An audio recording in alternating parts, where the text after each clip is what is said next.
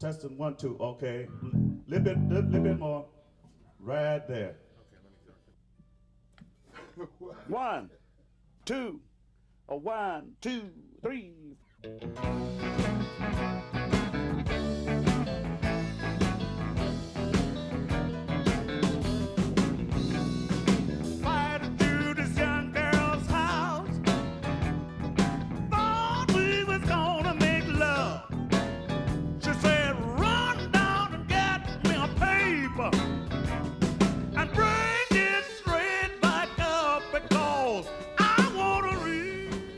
I think the 88 sounds brighter. Let's go with that.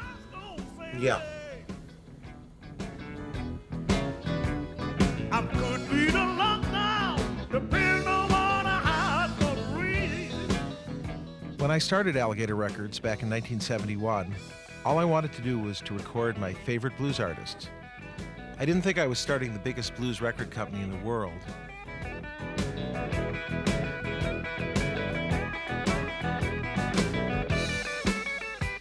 Back in the 60s, I was into folk music like a lot of other people, and I heard my first live blues at folk festivals.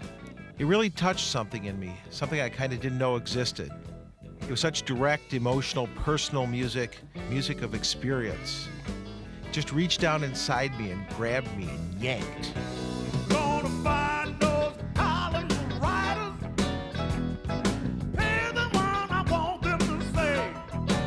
So when she read her paper in the morning, they're gonna read all right today, because I need love so bad. Now I don't have to worry, I know what I have to say. Now I don't have to worry, I know how I have to read. Now I don't have to worry, I know what I have to read.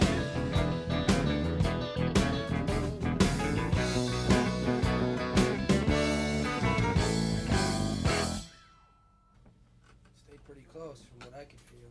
How'd it feel, guys? One more time, I think we can get it. Should I hold that one? Yeah, that's a good one. That's a good thing. All right, it's gonna happen now. Let's try it again. What's this called? Horoscope. Horoscope, take 9.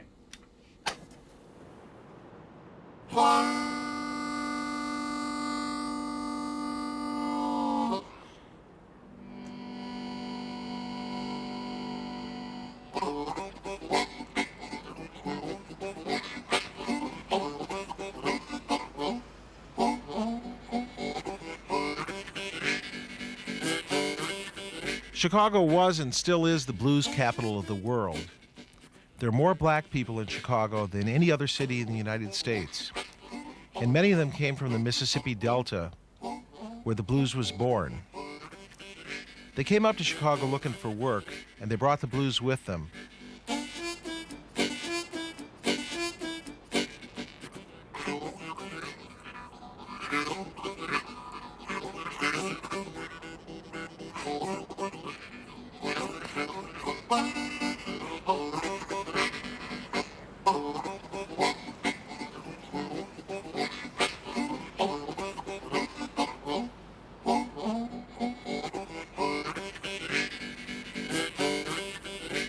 For a long time, Chicago blues sounded pretty much like Mississippi blues. But over a period of time, Chicago changed the blues. The blues got tougher, louder, more amplified, because Chicago's a loud, tough, amplified city.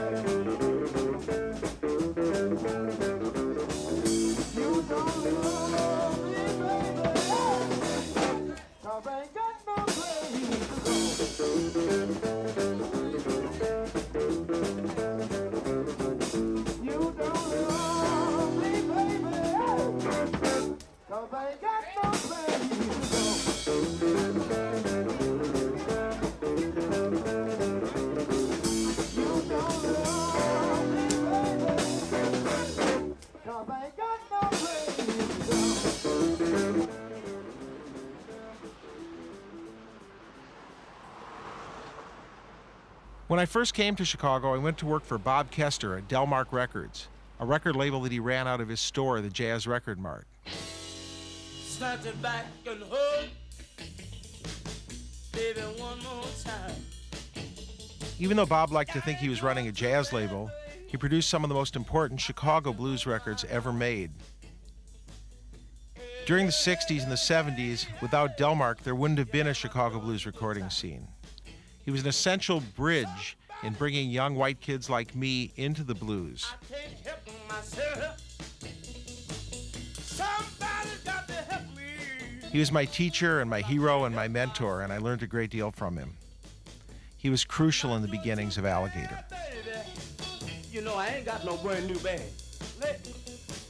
I was originally interested in jazz. There were no blues labels when I started Delmark.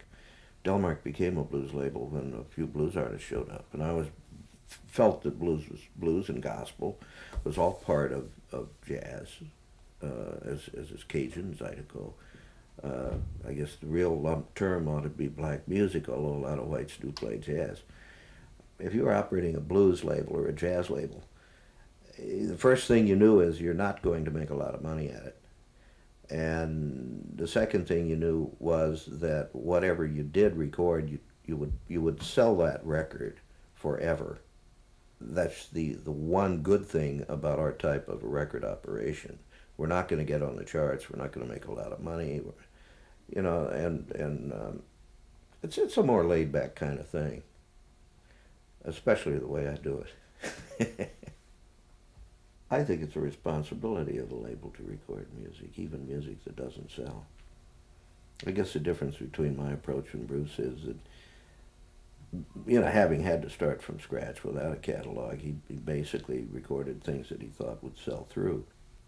He's a hustler, just so he still is.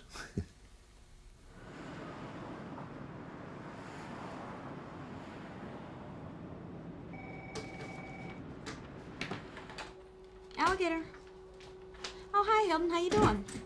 Good. Hold on for a moment. Bruce Hilton on 77th? Blow him off. Okay. Hi, can Bruce give you a call back? He's in a meeting right now. Okay, Doc, can I have the number?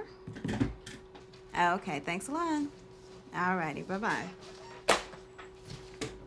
I left Bob and Delmark in 1971 to start my own label, Alligator. The reason?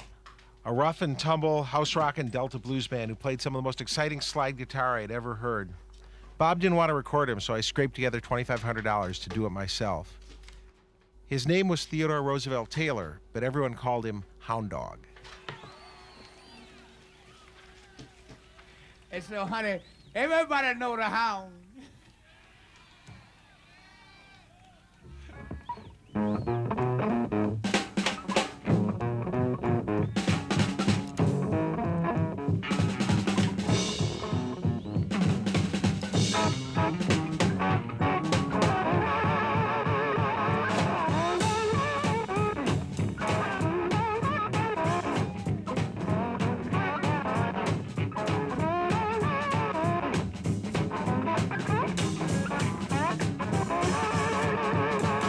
Roll your money maker, honey, you ready to shake it? Shake your money maker, honey, you ready alright. Roll your money maker.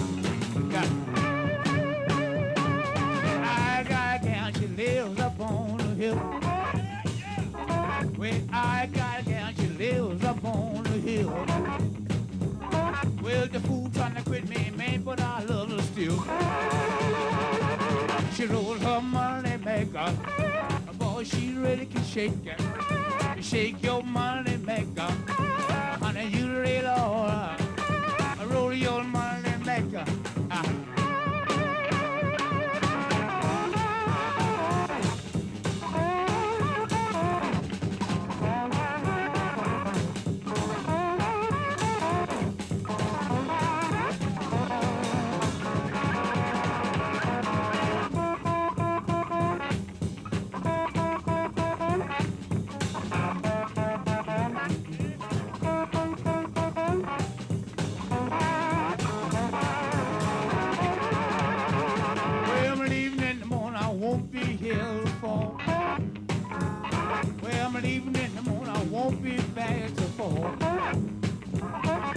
mind don't change, I won't be here long.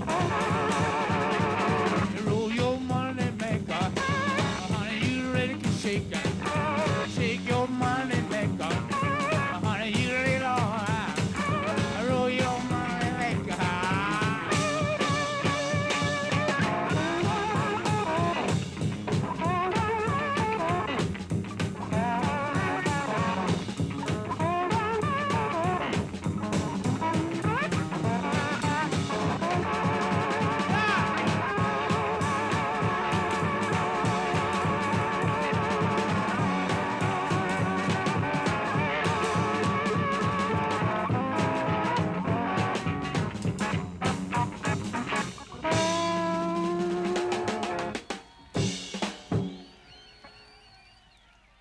Thank you. Hound Dog and I only made 4 albums together. He died in 1975.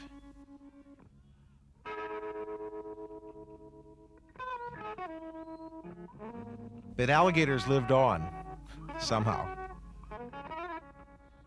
Yeah, well, we're going to talk about new releases in a minute. This is the famous Read It and Weep. All right. Okay. Sales figures. It's really slow. And, you know, we're having a terribly hard time collecting money, as I think you all know. Now, right now, we're looking at $370,000 in payables, $200,000 in royalties that I'm just about done with the royalties. Yay. Yeah, I was in such a good mood during royalties period. You can always tell when it's royalties period. Talk about period. Can you spell sexist? Chris, would you go down and help us unload some trucks? Sorry, Karen, I have to leave. We've got a meeting at MS. Atta girl. No, producing blues isn't a very lucrative business. But then again, nobody at Alligator is really doing this to make money. But it's gonna be like the T's gonna be coming into the Yeah, L's. T going to be coming into the L's or into the border? The L's, both. Alligator's wealth lies in our masters. Over 100 albums we've put out. Blues, pure and simple. Music we believe in. So what next? I guess you could say my musical taste has moved about 1.5 inches since Hound Dog. Only 2 years from the red carpet car wash. Now from all over the world, direct to you from the home of the blues, Chicago, Illinois, Alligator recording artist, Lil Ed and the Blues Imperial. Yeah, are you ready for the blues?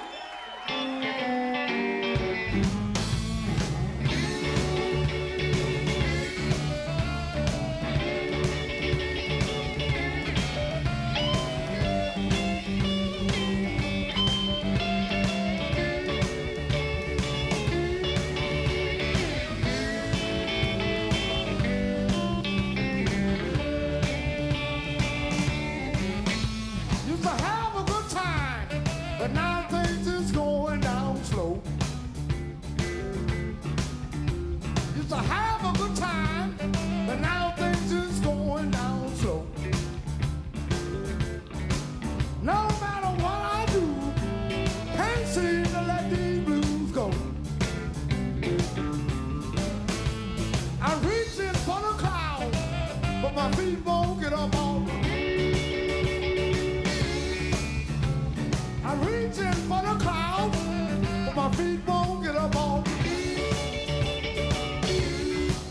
No matter what I do, hands are slowly pull me down.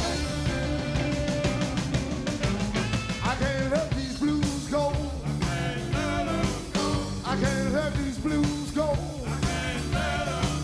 I can't let these blues go. I can't let these blues go. No matter how hard I try, can't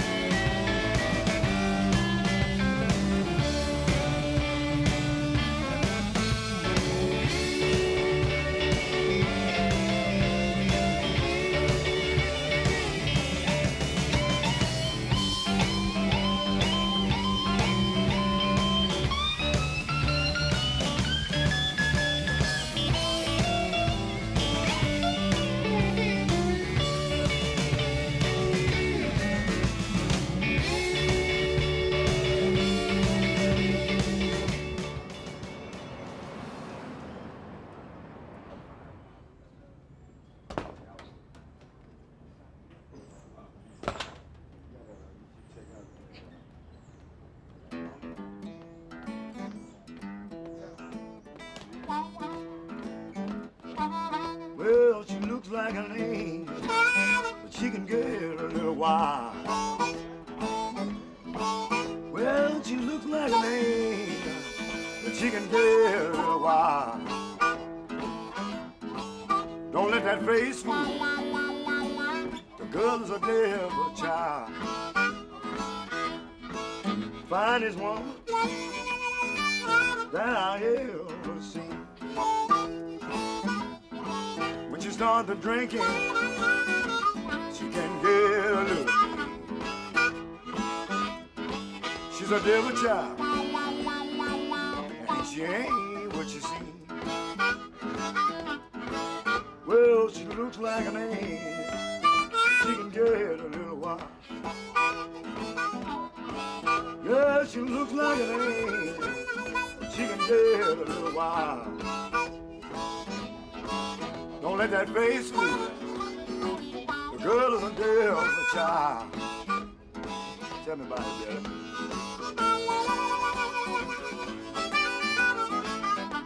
Kenny Neal and Billy Branch are two of the finest young blues musicians I know. Maybe I shouldn't say they're young. They've been playing professionally for over 20 years each. And they're real deeply rooted in the tradition. But I like them because they're not only concerned about the past, but they're very concerned about the future of the blues. Yeah, she looks like an angel, but she can get a little wild. So she looks like an angel, but she can get a little wild. Don't let that face fool you. The girl is a devil child.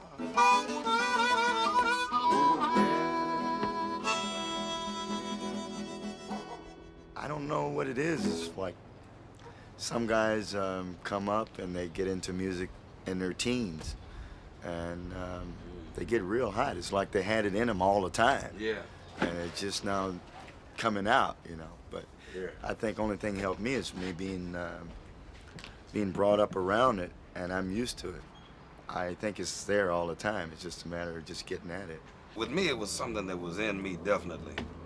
You know, just the desire to, I mean, listening to Little Walter on record and Sonny Boy, and then hearing Junior and James Cotton and Big Walter live, you know, it was just a feeling. And if you got the right ear, if you recognize it for what it is, you can see all the wealth. You can see that there's a richness in there, man. And I think, like Kenny, you were talking about earlier about how some of these guys are popping the bass.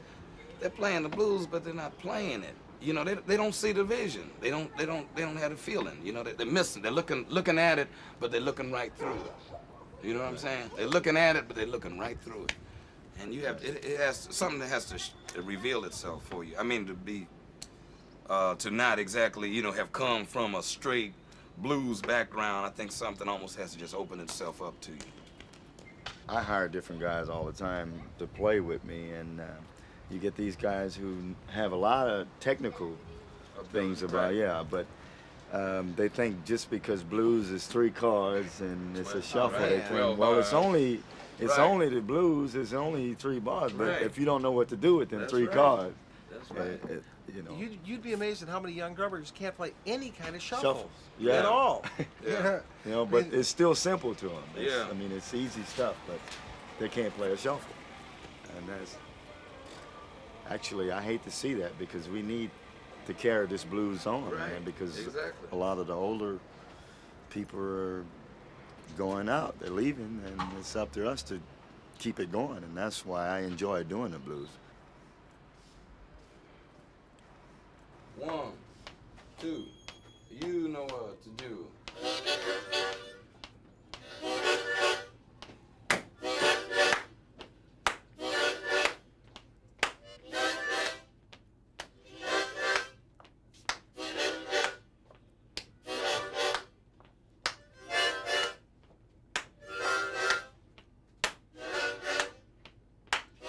Here we go.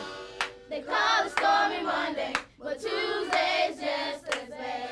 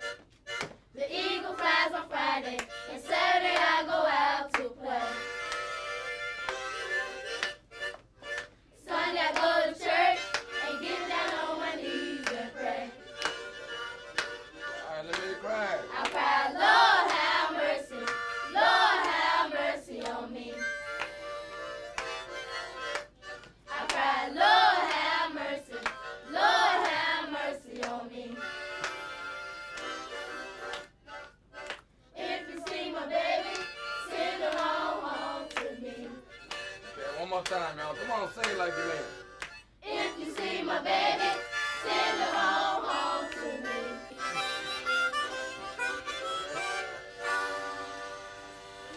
Yay. Why are we here? To sing and play the blues. What are the blues? The facts of life. What makes the blues so important? They are our history, our culture, and the roots of American music. All right, very good. Very good. Okay, let's just go through a little review here. Let's see if you remember, what was the name of a man who used to play the guitar and the harmonica at the same time? Remember I told you he used to wear a rack? Jimmy Reed, don't you remember it? Got me running. Y'all want to go through that? Yeah. Okay.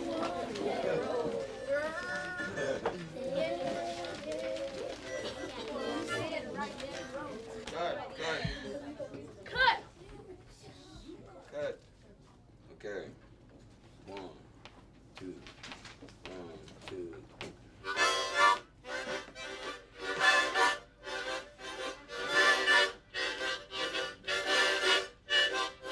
You got me running, you got me hiding.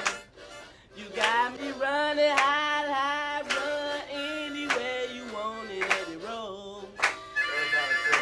Yeah, yeah, yeah. You got me doing what you want, baby, what you want me to do.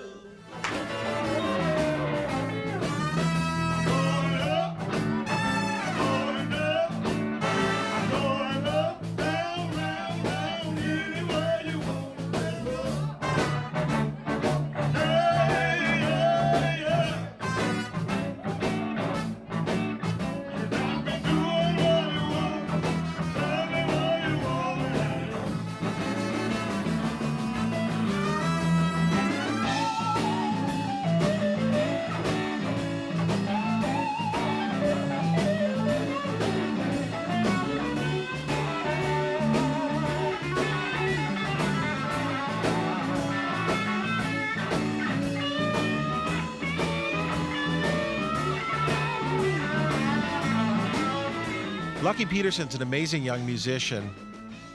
He's been playing professionally since he was 3 and recording since he was 5.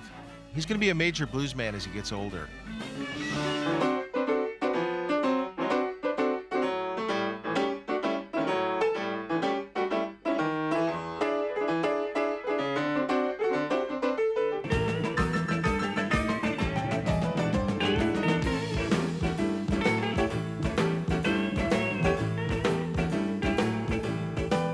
Okay, it could have just been one of those interesting mistakes.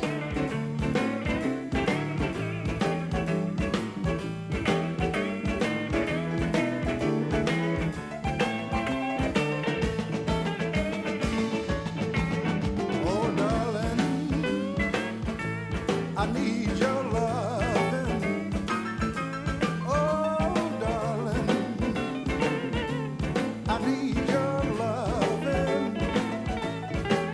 You've been gone so long, you've done me wrong. I miss you so. Oh, darling, I need your kisses. I've been in the business about 8 or 9 years. I've been working with Bruce for about a year and a half. We've done about 4 or 5 records together.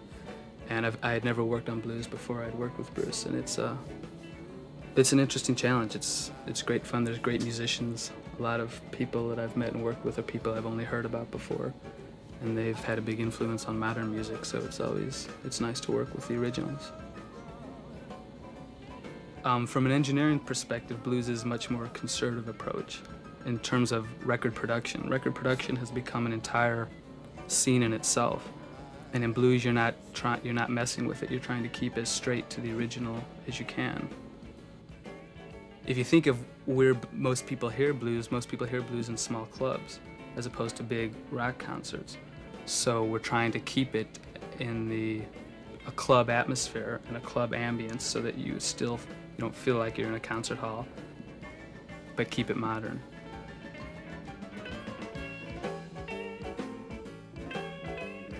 Okay, now, here's my problem, continuing problem, which is the issue of the Elvin and especially the Little Charlie record. Because Charlie is touring to support his new record that isn't out. Do we hump to try to get this record out this year? We know that it's a live record, so we're going to have relatively limited radio opportunities. For a live record, I can't see letting radio dictate when we release it. We should just think about the marketplace rather than radio, because its support isn't going to be there anyway. No.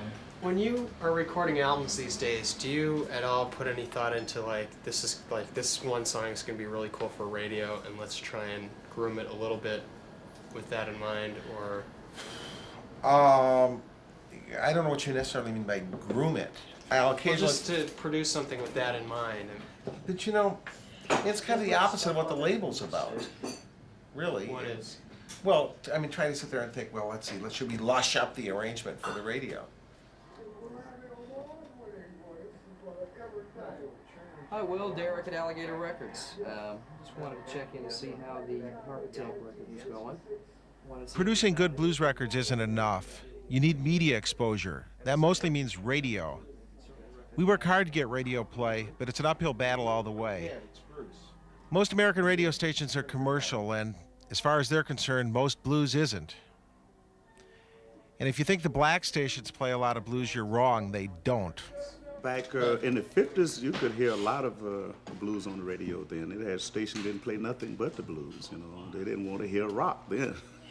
But it all changed after, I say, the 50s and the 60s. Music come along, then it all changed. And then it got where so bad until you had to pay money to get a record played. I guess you all forgot about those days.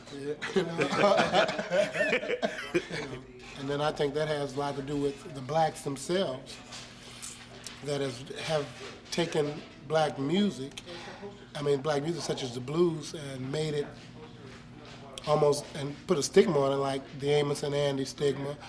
And I'm scared to admit that they really enjoy this, or they really like this blues, because it's not a money-making thing. Well, it's not what they would consider hip, or them not being old enough to understand where it comes from. I think black people, they like it. Like he was saying, but they kind of embarrassed about it. A friend of mine, a guy down from Mississippi, told me that at the parties that he used to go to, they'd be playing all the hip stuff at first, you know. Uh-huh. And then late at night, they put on the blues. You know, everybody be up dancing. They had a couple of drinks there. Yeah, they be up dancing and partying. And then at the end of the night, they playing the Elmo James and everybody. You know, right. They playing the low down blues, man. They be jucking then. For real, man. You better explain what that means. Partying. When you get close. Juke house.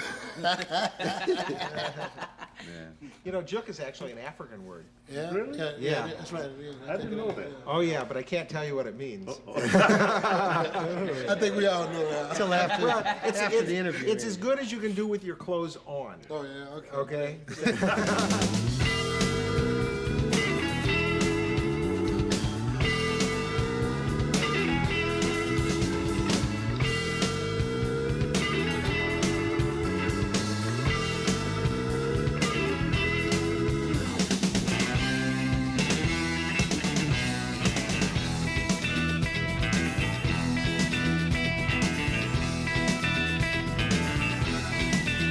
Girl, the thinking I'm worth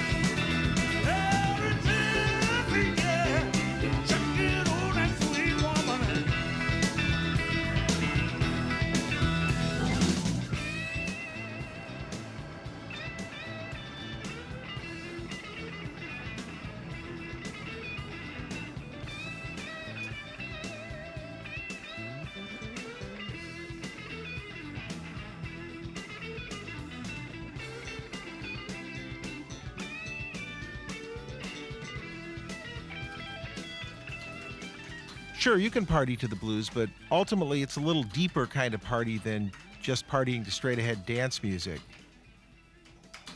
If you don't listen to the meaning of the words, if you don't care about the meaning of the words, it isn't really blues. Blues has got to tell a story. It's got to move you. Lyrics are really central to me. I'm interested in songs, not just music. I wish I had more time to write lyrics.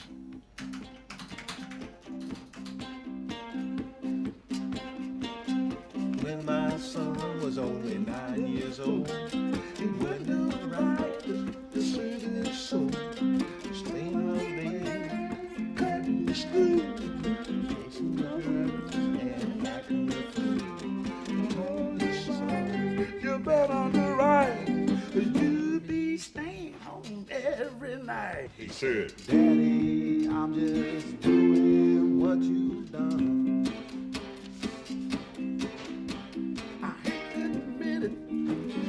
Like father, like son.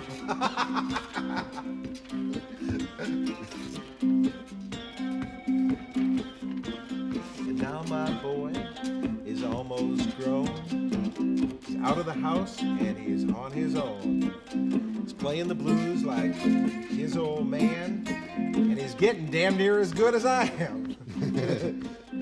Seems like he's gonna turn out fine. I can hardly believe he's a son of mine. He says, Daddy, I'm just doing what you've done. Is that too cute? And I hate to admit it. Like father, like son. That's a good guitar line.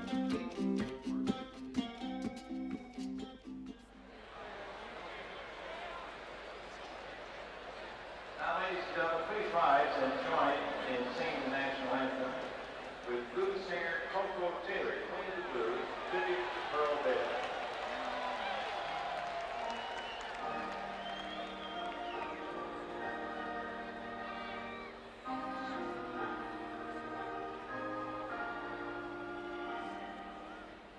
Oh, say, can you see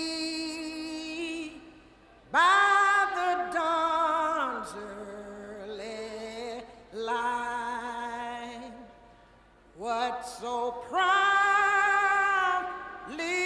we held at the twilight last gleaming, who brought stripes and bright stars through the perilous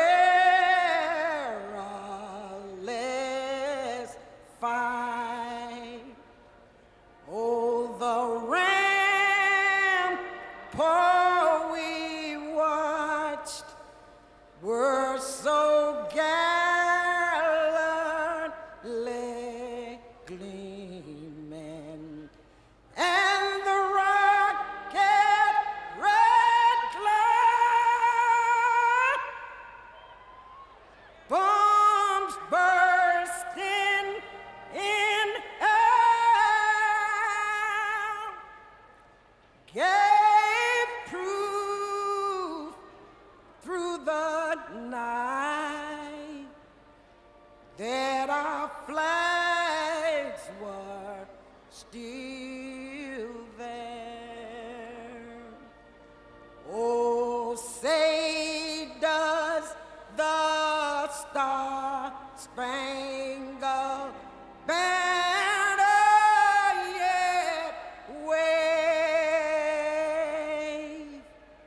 over the land of the free and the home of the brave.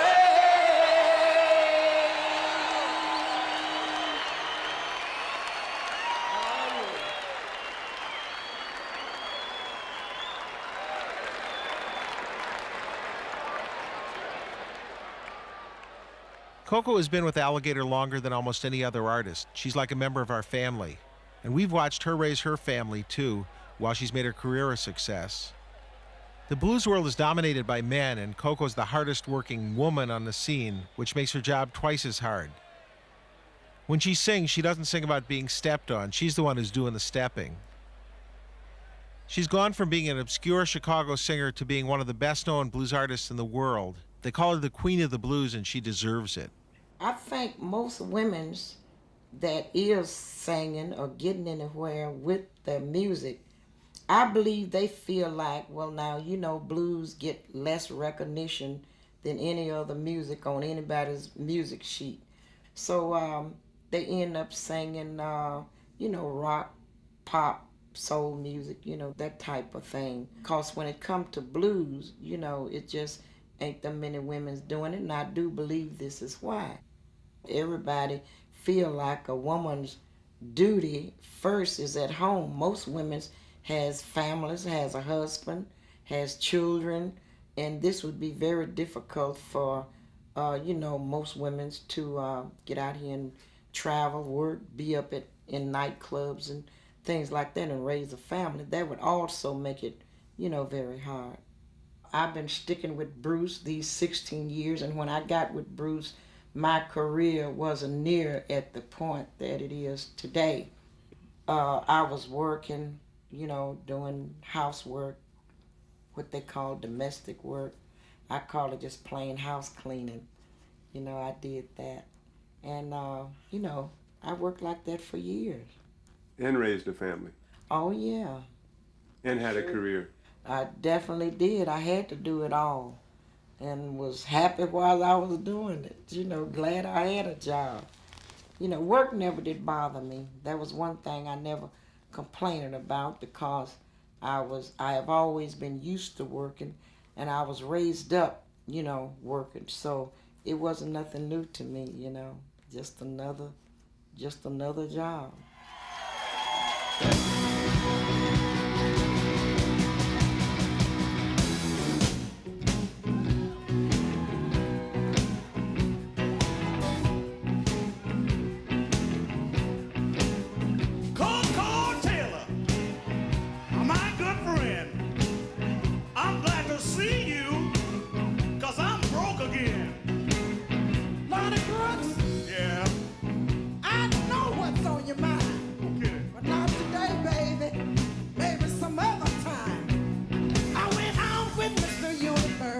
A show for the Rolls Royce.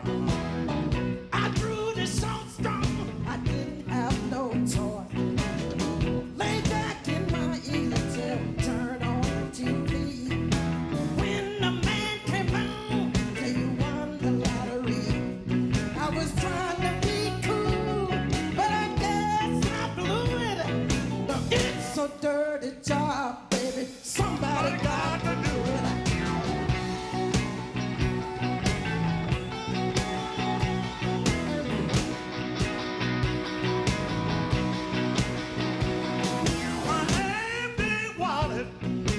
Making me kind of nervous, so I went into the job with an escort service. Going out with rich old lady is really alright, but I'm on the menu again tonight.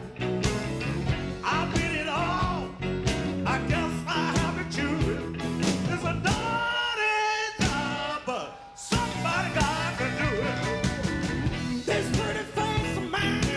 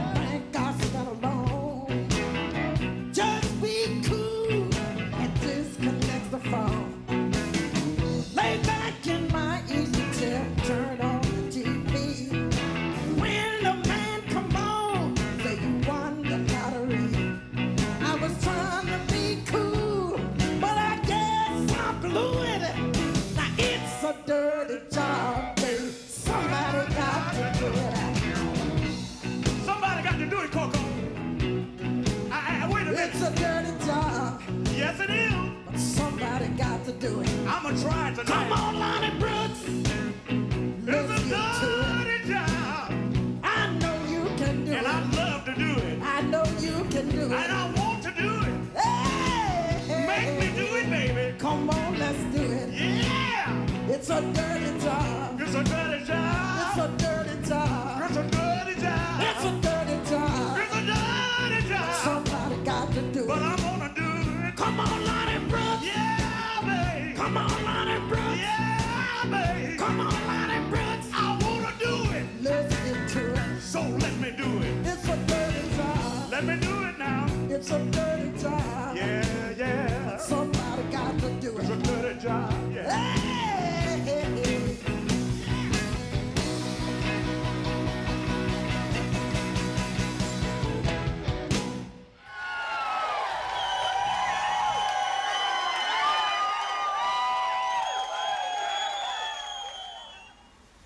When I first came to Chicago, the only place you could hear blues was in little clubs in the Black Ghetto. These days, a lot of the best blues musicians have left the ghetto. They play on the north side or on the road. They want to go where they can get a bigger audience, where they can make better money, where they can get a record deal.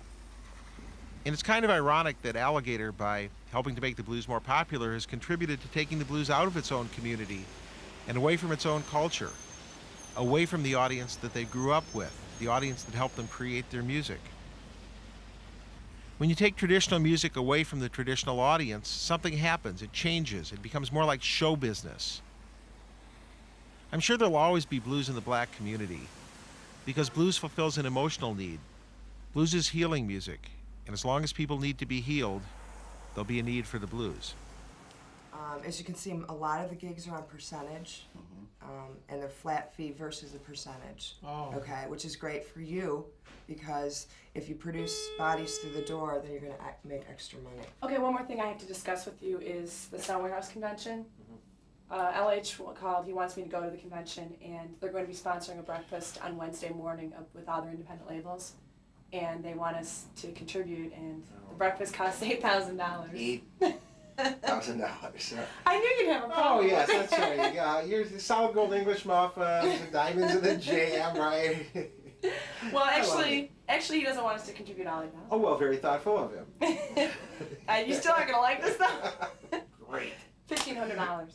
$1,500. $1,500. Plus my airfare and my hotel. Yeah. Hilton 13. Great. Blow them off. Okay. But anyways. Plus airfare, hotel. Yeah, yeah.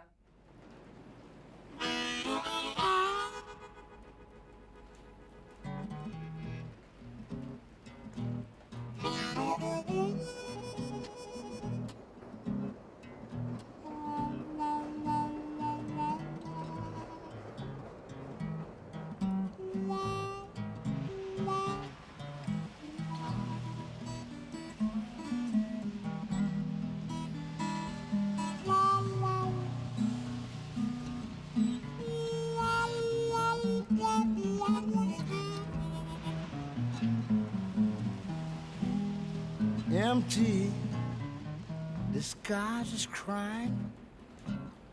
Look at your tears rolling down the street.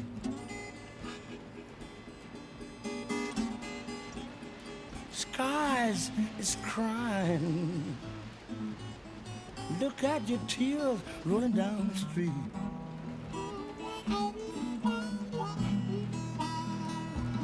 I'm steady trying to find my baby, and I wonder what can she be.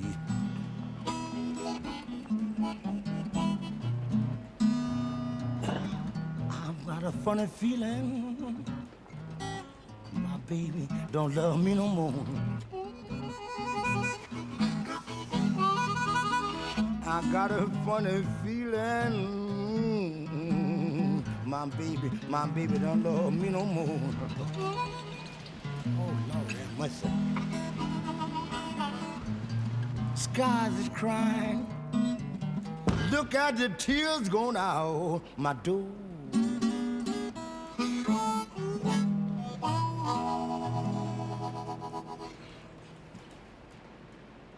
93 WXRT Chicago. Ladies and gentlemen, welcome to an hour of American roots music, an hour of the Chicago ground sound, an hour of true stories, an hour of the facts of life, an hour of music that's real. It's an hour of the blues.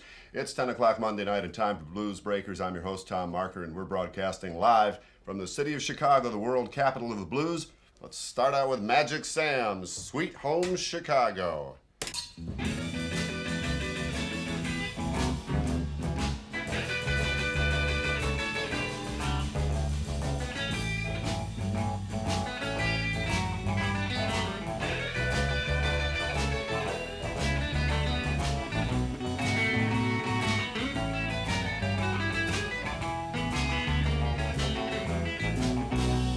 Come on, baby, don't you wanna go? Come on, baby, don't you wanna go? Back to that same old place, sweet home Chicago. 1 and 1 is 2, and 2 is 4. The way that I can love you, woman, you never know. Come on, baby, don't you wanna go back to the same old place, sweet home Chicago?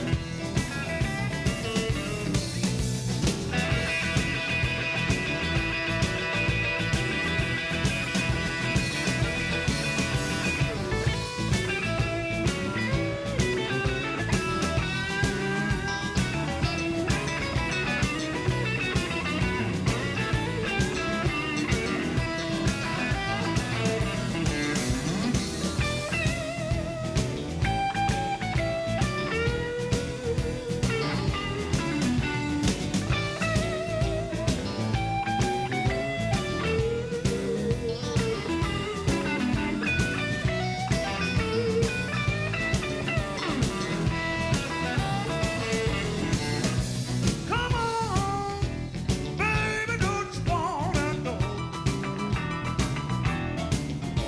Come on, baby, don't you wanna go back to that same old place, sweet home Chicago? 3 and 3 is 6, and 6 and 3 is 9. You give me some of yours, I'll give you some of mine. Come on, baby, don't you want to go back to the same old place, sweet